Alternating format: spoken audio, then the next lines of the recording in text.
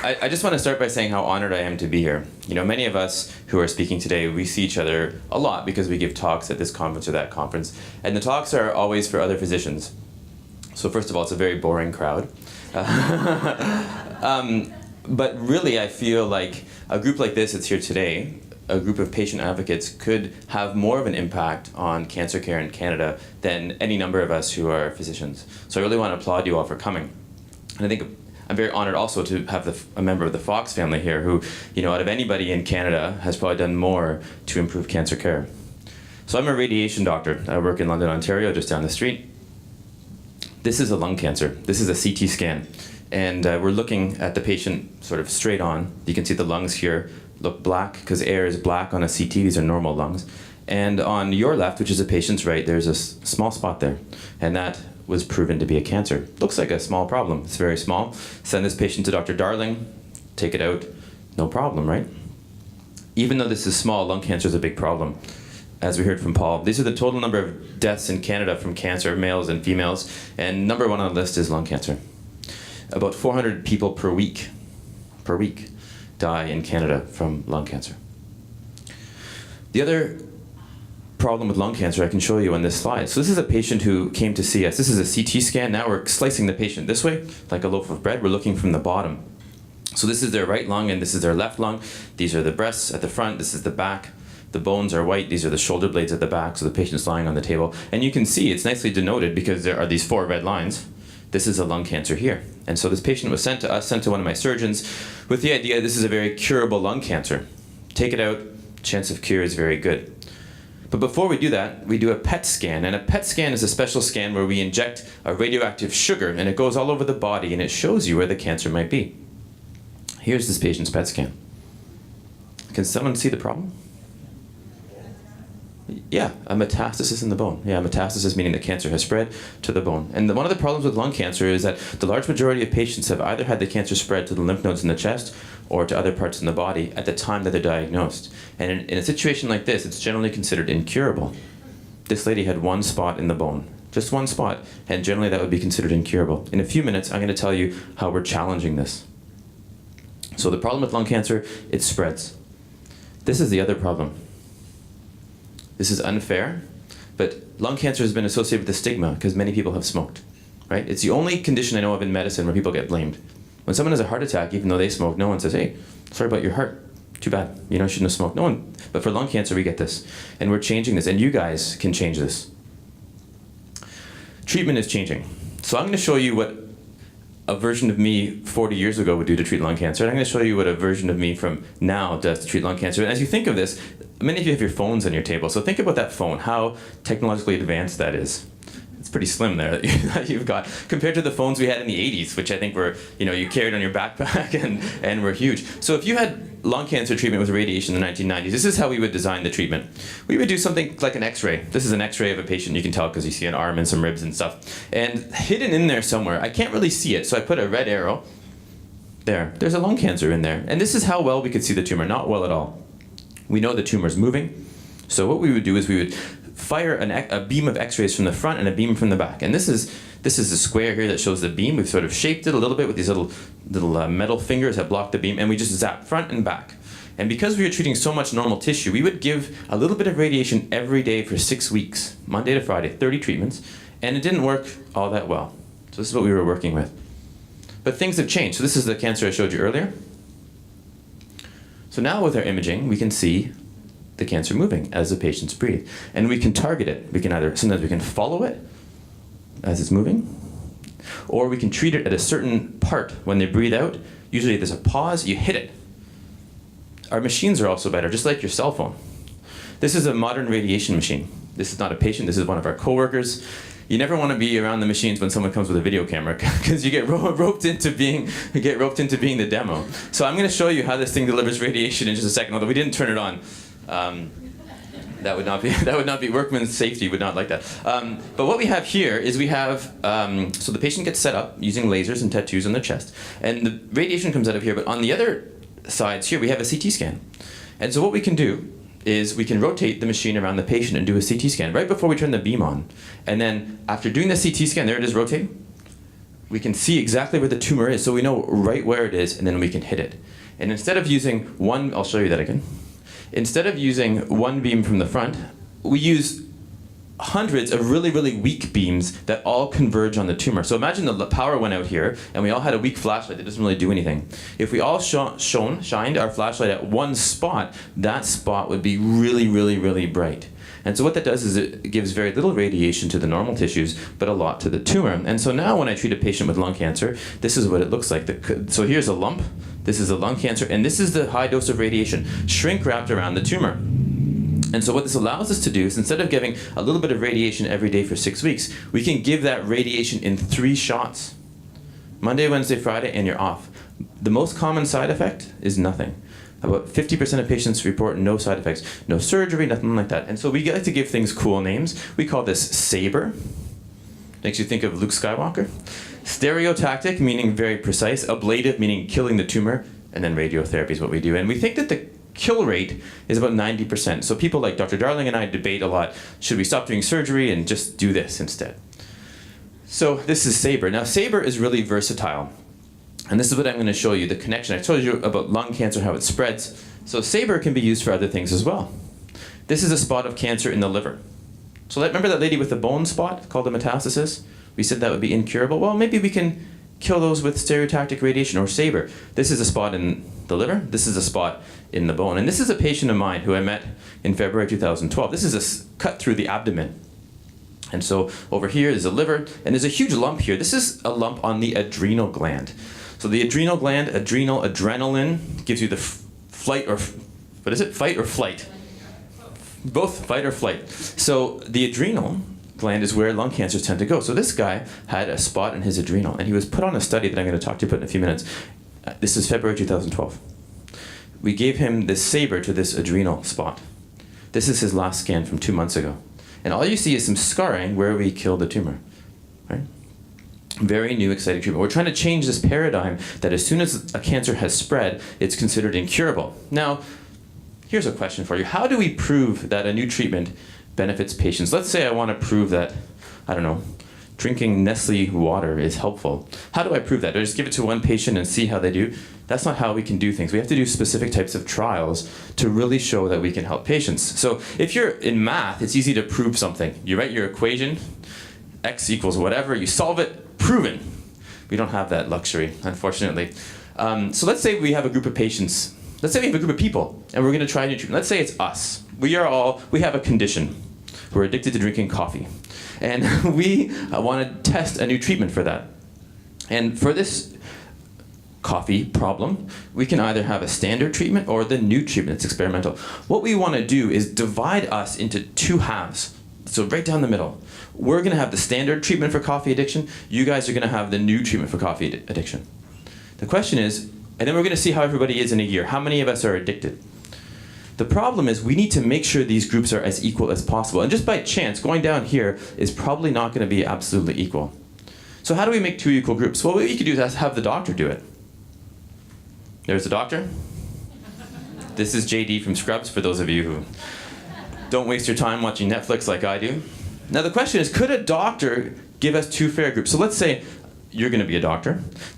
It would be very hard for you to go around and create 2 groups that are absolutely equal in all health problems. Because someone might have diabetes, it might be severe, it might be mild, someone might have had a minor heart attack in the past. You got to make 2 equal groups, and it's almost impossible to do that.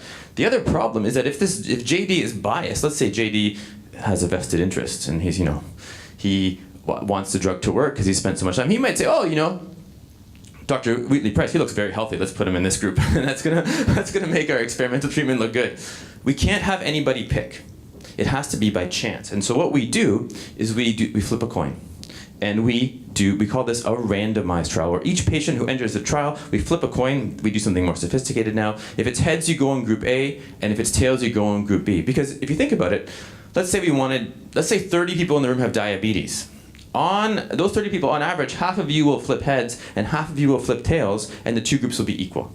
So this is the beauty of a randomized trial. If you want to prove something in medicine, you do a randomized trial. So I'm going to now tell you about 2 randomized trials that we've done to try to change this whole paradigm that once the cancer has spread, it's incurable. So we need good names for our trials. I came up with this SABRE, which I told you about in COMET.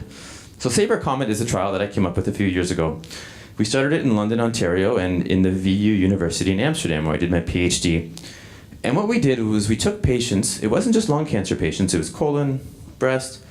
If your original tumor had been treated and taken care of, and now you've got new spots that have developed, up to 5 of them, you'd be considered to have an incurable cancer.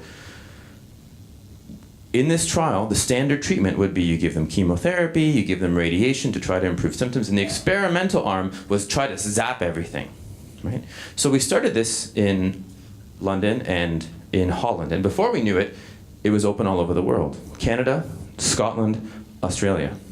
This is the only trial that looks at this specific question, and it just finished last year, a team effort.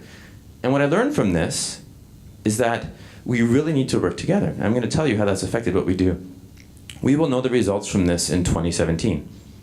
But there's been another trial, only for lung cancer patients. This was a cooperative effort between 3 institutions, MD Anderson, which is in the US, obviously, Colorado, and little old us in London. And we enrolled lung cancer patients who had just been diagnosed with lung cancer, and they had 1 to 3 spots of cancer. So that lady with the bone spot I showed you, the bone metastasis, she would be able to go into this study. And in this study, the standard approach was after they had chemotherapy, you either give them some more chemo, which is a standard approach, or you just watch them. But the experimental arm, let's try to kill everything. Aggressive treatment, which some people, maybe 5 years ago, would have thought is way too aggressive. Let's do surgery, let's do radiation, let's try to kill everything. So what this study wanted to look at as the main outcome, the percent of patients alive at 1 year where they're still alive, their cancer hasn't grown, and they don't have any new spots. Okay? So everything's under control and you're alive. That's the goal of this study. Progression-free survival, as we call it. The standard arm at 1 year, 20%. Not so good. Experimental arm, 48%. More than double. So the study was actually stopped by the Data Safety Monitoring Committee, a group that oversees studies and says, this is so effective, we're going to stop it, and this was just published this year. This is changing the paradigm of lung cancer treatment. So maybe when a cancer has spread, it's not incurable. Maybe we can double the number of people, more than double, who are alive at a year. Oops. So we learned something from this. We learned that when we get along, when we do things together, we can get studies done. And based on this, around the time we were finishing the study, we received a donation from a donor, a patient who wanted to improve lung cancer research. So we came up with this group called the Canadian Pulmonary Radiotherapy Investigators Group, or CAPRI. And that's supposed to make you think of the island in Italy, not the pants that my male cousins in Italy wear. So it's CAPRI. So CAPRI, we have our little website. The goal is to run cutting-edge radiation questions in a short time frame with cross-Canada participation. We came up with this idea a year ago, and already we have 3 trials that are open, which I'm going to explain to you in a second. For those of you who've seen the progress of research, that's pretty fast. I'm just going to tell you about these 3 trials, because they're actually very easy to understand. So the first one, we always give them a good name. The first one is called Proactive. And the question is, when we're giving people radiation to their chest to improve their symptoms, does the use of advanced radiation techniques to avoid the esophagus prevent swallowing pain? A lot of times when we radiate people's chest, it's sore to swallow, and you maybe can't eat for a few weeks. You know, I'm Italian, I love to eat, that would be horrible. We're going to see if these new techniques can improve quality of life. This study is running. The second one, I showed you a PET scan. This is called PET Boost. This opens in about 2 weeks. When we are giving radiation and chemotherapy to try to cure lung cancer, does giving more radiation to the area of the tumor that's brightest on the PET, because that's the most active, if we give more radiation to that area, can we improve the cure rates? And the third question is called Stop Non-Small Cell Lung Cancer. Again, a good name. Not that I'm biased, because I came up with it. So let's say it's a patient of Dr. Juergens right here, and they're on a great medication, let's say an ALK inhibitor. And the ALK inhibitor is working for the alkies, I like that term. The ALK inhibitor is working for 5 spots of cancer, but 1 is growing or 2 are growing. Normally people would say, wait a second, this drug isn't working, let's switch. But what some people think is if we can kill those 2 that are growing, then they can stay on the drug. We weed the garden. Most of the weeds, You can't use pesticides really anymore. Most of the weeds are under control. Just thinking of my own lawn in London, which is mostly dandelions. so most of the weeds are under control, but 2 are growing. Let's see if we can kill those with stereotactic radiation. So this is a story of how we've learned that radiation trials, when you do them together, can really make a difference. Now I'm going to tell you a bit of a personal story, and it alludes to what Dr. Paul Wheatley-Price was saying a minute ago. A few years ago, my best friend was diagnosed with cancer, a very serious cancer. And one of the good things about having a friend who's an oncologist is that oncologist friend can try to shepherd you through the system, right? And so he would get me involved. He got me copies of his medical records. I made sure he saw the best doctors, right? And even with me trying to shepherd things, this is kind of how it looked. It was a winding road. And everything, so he had his treatment, he was doing very well. And he and his wife, they have 3 kids who hang out a lot with my kids. So they were going to go on a sabbatical for a couple of years. They had a tough time. They were going to go on a sabbatical for 2 years. Sold their house. They had jobs in this other country. And about a week before it's time to go, I said to my friend, so who's looking after your cancer while you're away? And he said, I didn't know I needed any follow-up. You know, the surgeon's office said they'd call me for follow-up. I didn't hear anything, so I assumed that I was done, right? And this guy's a very smart professional. Like, he knows what he's doing. And he assumed that because he didn't get the call from the surgeon, that the surgeon was on the ball, and he was done. But yet, when you go online, you can see that for this type of cancer, this is what you need to have done. You need to have visits every 3 to 6 months. You need to have scans. You need to have a certain blood test for this kind of cancer. And I realized that even with an oncologist in your corner, you almost get lost to follow-up. And so before he left on his trip, he had his scans, and sure enough, his cancer had come back. But he was eligible for something curative. He went for surgery to try to save the day. If he had gone on his sabbatical for 2 years with no care, you can imagine what would have happened. So I realized that the information's out there, what patients need, but patients don't know how to access it. They don't know how to double-check what their doctors are telling them. And so it can be a winding road. And now there's variability in quality of treatment across Canada and the US. Prostate cancer patients get different treatment recommendations across Canada. If you go to one place, if you see a surgeon first, he's going to take out, or she's going to take out your prostate. If you go somewhere else for the same condition, they might watch you. Is that fair? Are the patients getting fair information? In this paper in the New England Journal, patients' expectations about effects of chemotherapy for advanced cancer, they asked lung cancer patients and colon cancer patients who were getting chemotherapy that was not meant to cure their cancer, and said to them, is this chemotherapy meant to cure your cancer? And 3/4 of them said yes. Right? How can you make proper decisions when you don't even know what the goal of treatment is? This was in Windsor. Unnecessary mastectomies performed on 2 women who did not have cancer. But if you had your pathology report, which was misread, the pathology report said there's no cancer, why are we not giving our patients copies of their pathology reports? Patients give horror stories as cancer doctor gets 45 years. This is a doctor in Michigan who is giving chemotherapy to patients who didn't even have cancer. If they had their pathology reports, they would know that they didn't have cancer. Patients are in the dark and we're not empowering them. So I'd spend all my time doing radiation research. And one night sitting with my wife, Cheryl, she's a family doctor, we were saying, you know, the information's out there. Everybody's so savvy. They come to clinic with a printout, a pile of printouts on their cancer, but nothing about this kind of stuff. Get your medical records, look up the treatment guidelines. And so I started a website, which I'm going to come to in a second. But there's one other thing I want to tell you about quality of care.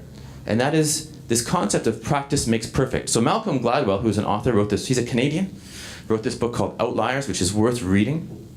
He talks about the 10,000 hour rule. If you want to get good at something, you need to practice for about 10,000 hours. 20 hours a week for every week of the year for about 10 years, right? Is that 10 years? Got to do my math. On the spot, a bit tricky. But if you look at, this is a study of violin players, and their teachers looked at this academy of violinists and said, these people are the best violinists, these who are going to be world leaders in playing the violin. These people are going to be good violinists, and these people are going to be violin teachers, not as good as the other two. And when you look at how much these people had practiced over time, it's clear that the best people are spending more time practicing. Is that the same for surgeons? What about surgeons? Does practice make perfect? If this is you, if this surgeon, if she is taking out your lung, is practice important? Of course it is. But people don't know this. these are 3 types of surgery: esophagus removal, esophagectomy, pancreatic cancer removal, or let's look at the lung cancer surgery one last. So if you have your esophagus taken out, big surgery, by a high volume surgeon, they do a lot of these, at a high volume hospital, meaning the hospital does a lot of these. They're practicing. Your chance of dying within 30 days is 8%. Pretty high, but it's worth the risk in cases where we can cure a cancer. If you go to a low volume surgeon at a low volume hospital, someone who does this once or twice a year, your chance of dying is 22%. Do patients know this? Do you know that you have a 1 in 4, 1 in 5 chance of dying because you want to go? Nobody knows that, right? And so this is what led to this website that I developed, qualitycancertreatment.com, a website for patients. And I don't know anything about website design, so you find a program that does it for you. And basically what is on this website are resources for patients to get good quality care. Get your pathology reports, know your stage, check the guidelines. And then after doing this for about a year, another conversation with Cheryl, and we said really what patients need is a handbook, a manual, the patient's guide to really taking control of your cancer and getting your pathology report, double checking the doctor's recommendations, make sure you have a good doctor who is doing this all the time. And so Cheryl said, well, David, why don't you write a book? I thought, oh my God, you know. And so I did. And it comes out next year. And it's called Taking Charge of Cancer. It's the first book geared toward helping patients get top quality cancer treatment. And the proceeds go to cancer research. It's being published in the US by an American company, and it's going to be available in Canada. And what I've said is that all the author royalties that were to come to me, which is about, they actually give you about 20% of sales, right? So if the book is $20, you'd get $4, right? But all the money has been earmarked irrevocably to go to metastasis research.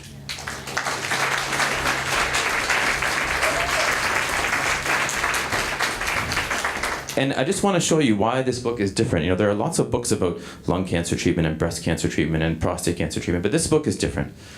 We're going to teach patients how to get and understand your medical records, how to make sure that your correct tests are done, that you don't go to 2 hospitals to have the same scan back to back, right?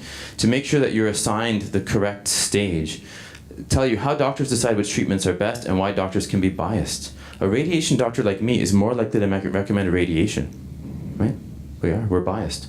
How to double check your doctor's treatment recommendations against published guidelines. How to ensure you're receiving top-notch surgery, radiation, or chemo.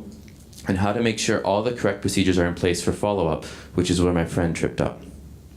And so a winding road for him, a winding road for me. Well, I never thought of myself as really being an advocate at this level, right?